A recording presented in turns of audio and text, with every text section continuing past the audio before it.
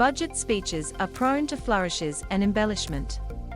Treasurers are always keen to spruik the achievements of the government, especially with an election pending. But with so many figures flying at you in a single evening, it's difficult to sort fact from spin.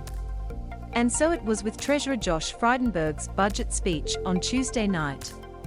Using statistics, Mr. Frydenberg sought to present the government's record in the best possible light ahead of an election. But some of his claims were lacking the critical context you need to interpret them. The Treasurer's time-traveling trick. The government has spent more on aged care services over time, but after compensating for inflation and population growth, the figures are less impressive. There's a devil in the detail, which allows politicians to make the spending records look larger than they really are. The trick is inflation. Put simply, the cost of goods and services rises over time, and that devalues the worth of money the government is spending. Take for example, Mr. Frydenberg's claim about aged care spending. Mr. Speaker, since we have come to government, funding for aged care has doubled.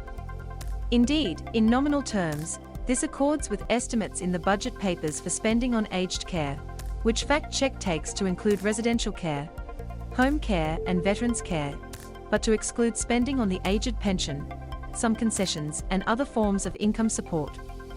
In Labour's last full year in office, 2012-13, estimates of this spending were $13,693 million.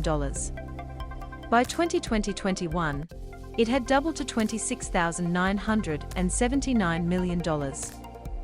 But in 2020-21, Labour's last year of spending is actually $15,738 million. The coalition's most recent estimate is only 1.71 times larger. And healthcare costs should also take account of another figure that rises over time: population. The number of people using aged care services has increased markedly. Fact Check could not find a consistent series on federal government spending per aged care resident per day going back to Labour's last year. But between 2014-15 and 2019-20, it rose from $163.77 to $196.29, an increase of 19.9%. Once again, accounting for inflation, spending in 2014-15 equaled $177.30. The government's funding per resident per day in 2019-20 is only 1.1 times larger than this figure. Given this, it's unlikely the government has doubled real spending per aged care resident per day between Labour's last year in office and the present. Analysing apprenticeships. This same dynamic was on display when Mr. Frydenberg made this claim about trade apprentices. With a record 220,000 Australians now in a trade apprenticeship, the highest level since records began in 1963. Putting aside the fact that apprentice numbers have been significantly boosted by temporary pandemic-era wage subsidies since 2020, having previously fallen by 27,000 over the first 7 years of the coalition, this boast fails to account for 6 decades of population growth. As Fact Check has previously explained, a fair comparison of apprentices over time requires that the numbers be expressed as rates, for example, as a share of the employed population, or of the working age population. Viewed this way, Mr. Frydenberg's claim to record levels doesn't stack up. In 2021, apprentices made up 1.6% of the employed population compared to a peak of 2.3% in 1982. And they made up 1.3% of the working age population compared to 1.5% in 1974. Rates were also lower under the coalition compared with every year under the last Labour government, despite September 2021 data showing there were indeed 218,500 trade apprentices in training, around 3,000 higher than the previous 2012 peak. Pharmaceutical benefits.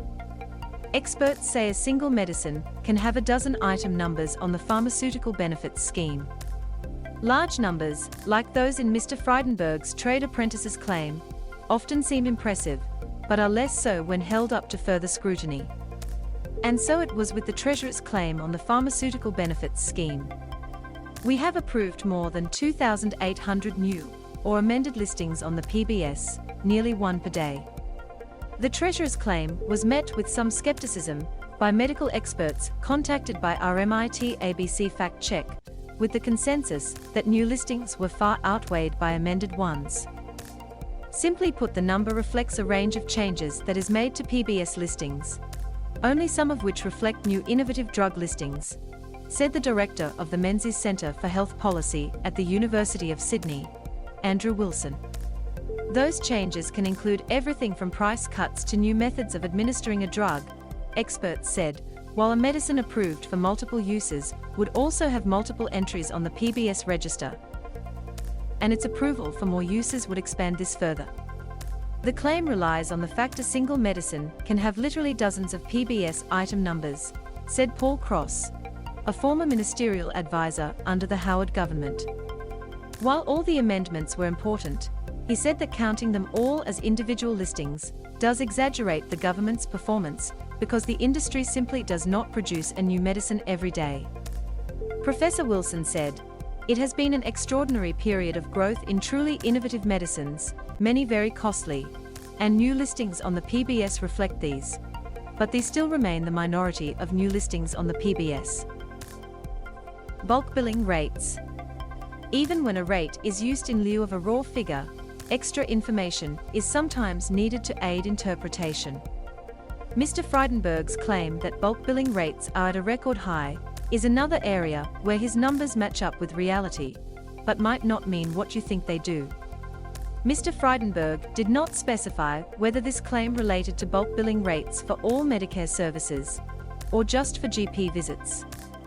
Nonetheless, on both measures, the rates are at a record high. However, it's important to note that an increase in bulk billing rates does not necessarily mean more people are seeing their GP or receiving other healthcare services for free. According to the Royal Australian College of GPs 2020 Health of the Nation report, a single GP visit may see a patient bulk billed for some services, but not others, skewing the figures. Additionally, experts have previously explained to Fact Check that some groups of people are more likely to be bulk billed, such as concession card holders, visit the GP more often than those who aren't bulk billed. This means that the rate of bulk billed services does not directly translate to the bulk billing rate for individuals. The Health of the Nation report noted that in 2018-19, 86% of GP services were bulk billed, but only 66% of patients had all their GP services bulk billed. Does Labor really tax more? Eager to attack the opposition's economic credentials, Mr. Frydenberg used his speech to argue that when Labor starts spending, they simply can't stop. The result is higher taxes, he claimed. However, the historical tax to GDP data contained in the budget, which measures the Commonwealth tax take as a share of the economy, tells a different story. Over the past 30 years, taxes have been higher on average under coalition governments. Under the last Labor government, the average tax to GDP ratio was 20.9%, which was lower than the current government's 22.3%, whether measured as the coalition's record to June 2021, or including its estimate for the financial year about to end. Is job ready up to the job?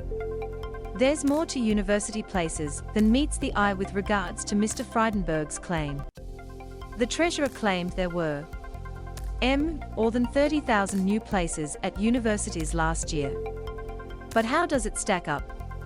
This claim aligns with a promise made by the government all the way back in 2020 when it introduced its Job Ready Graduates package, which resulted in a shake-up of university funding. But while the government has repeatedly claimed that the package would result in 30,000 new Commonwealth-supported university places in 2021, there is no publicly available data confirming that this did indeed happen. In fact, an analysis by higher education funding policy expert Mark Warburton in September last year found that the package hadn't provided the level of subsidy over the next several years to create the promised extra student places to support Australia's economic recovery. Mr. Warburton said that the government had not delivered on its job-ready graduates rhetoric, which he labelled as hollow. If successful, this policy would increase the average cost of subsidy per place, he wrote in the conversation.